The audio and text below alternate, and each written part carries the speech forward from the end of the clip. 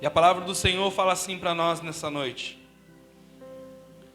Então Jesus disse aos judeus que haviam crido nele. Diga comigo, crido nele. Se vocês permanecerem na minha palavra, são verdadeiramente meus discípulos. Conhecerão a verdade, e a verdade os libertará.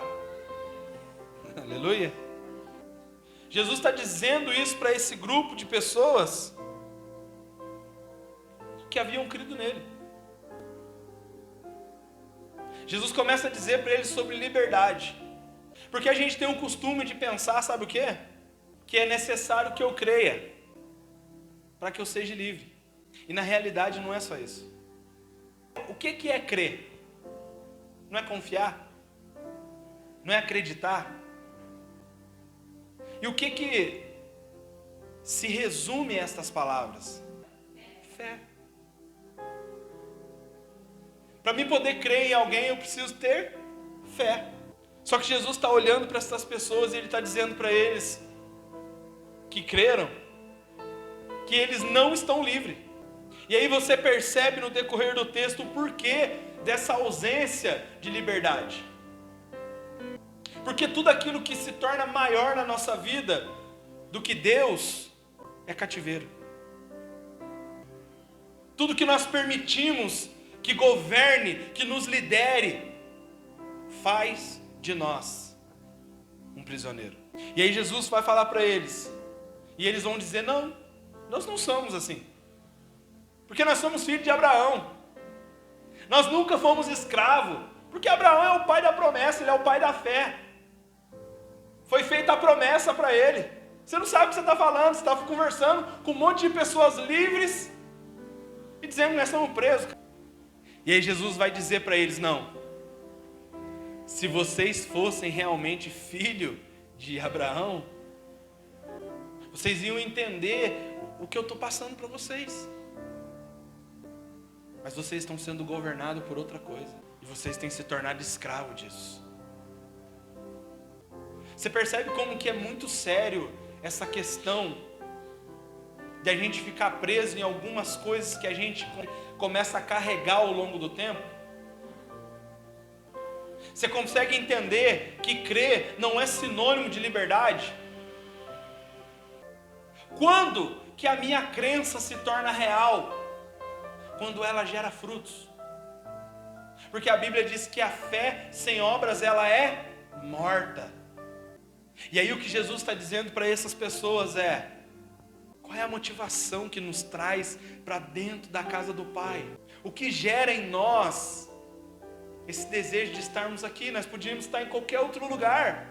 O que nos motiva todos os dias, nos direcionar a Deus, cara? O que te impulsiona? Aqui diz que se o Filho do Homem vos libertar, verdadeiramente sereis livres. Nós precisamos tomar posse dessa palavra dele para nossas vidas. Nós não podemos deixar as coisas grudarem em nós. Nós precisamos desprender de todas as coisas que estão tentando nos prender.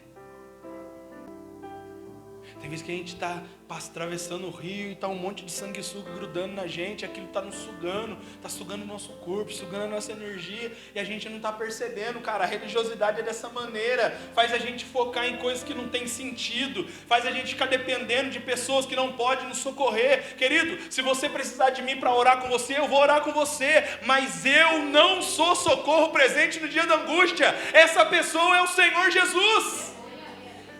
Nós precisamos aproveitar essa liberdade que foi dada por Jesus naquela cruz. Nós precisamos aproveitar tudo isso. Nós precisamos viver intensamente.